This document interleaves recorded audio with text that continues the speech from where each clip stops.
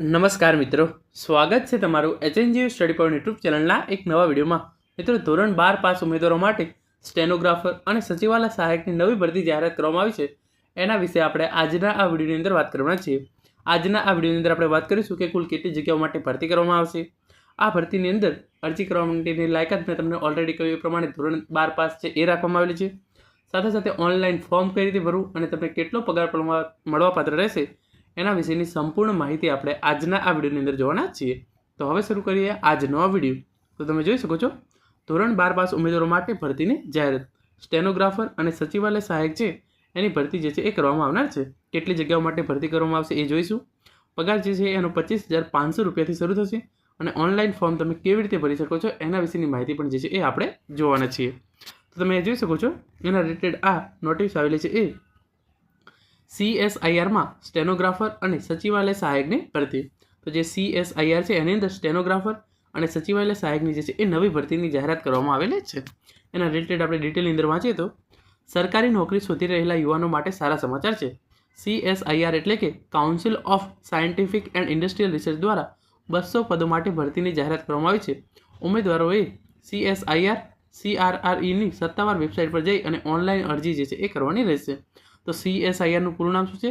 Council of scientific and industrial research. અને કુલ કેટલી જગ્યાઓ પર ભરતી કરવામાં આવશે? 200 જગ્યાઓ માટે જે છે એ સ્ટેનોગ્રાફર અને સચિવાલય સહાયકની જે છે એ ભરતી કરવામાં આવશે. અને એની જે ઓફિશિયલ વેબસાઇટ છે એની લિંક નીચે ડિસ્ક્રિપ્શન બોક્સની અંદર આપવામાં આવી છે.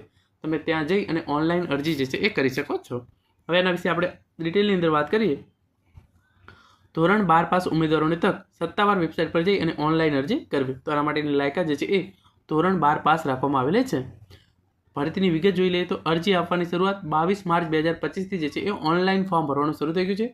કુલ 209 જગ્યાઓ જે છે એ આની અંદર ભરવાની છે અને ફોર્મ ભરવાની છેલ્લી તારીખ 21મી એપ્રિલ 2025 છે. તો જે છે એ સ્ટેનોગ્રાફર અને સચિવાલય સહાયકની 209 જગ્યાઓ માટે 22 માર્ચથી ઓનલાઈન ફોર્મ ભરવાના શરૂ થઈ ગયા છે અને ફોર્મ ભરવાની જે છેલ્લી તારીખ છે એ 21મી એપ્રિલ 2025 રાખવામાં આવેલી છે. હવે એની અંદર આપણે વાત કરીએ કે એની શૈક્ષણિક લાયકાત શું રહેશે. આ પદો માટે ભરતી માટે ઉમેદવારે દેશની કોઈપણ માન્યતા પ્રાપ્ત શાળામાંથી ધોરણ 12 પાસ કરવું જોઈએ. સાથે જ તેને કમ્પ્યુટર ઉપરાંત કમ્પ્યુટર ટાઈપિંગનું જ્ઞાન હોવું જરૂરી છે. તો તમે ધોરણ 12 પાસ જે છે એ કરેલું હોવું જોઈએ અને તમને કમ્પ્યુટર અને કમ્પ્યુટર ટાઈપિંગ છે એનું જ્ઞાન હોવું ખૂબ જ જરૂરી છે. હવે આગળ અહીંયા જોઈએ કે તમારે આની અંદર કેટલી ફી ભરવાની રહેશે. ઉમેદવારો કે જેઓ સામાન્ય OBC EWS કેટેગરીમાં આવતા હોય તેમના માટે ફી 500 રૂપિયા રાખવામાં આવી છે. જ્યારે SC ST મહિલા દિવ્યાંગ પૂર્વ સૈનિક વગેરે વર્ગોને ફી ભરવામાંથી મુક્તિ આપવામાં આવી છે. તો જે જનરલ કેટેગરી, OBC અને EWS કેટેગરીના ઉમેદવારો હોય એમને ફોર્મ ભરવા માટે 500 રૂપિયા જે છે એ ફી ભરવાની રહેશે.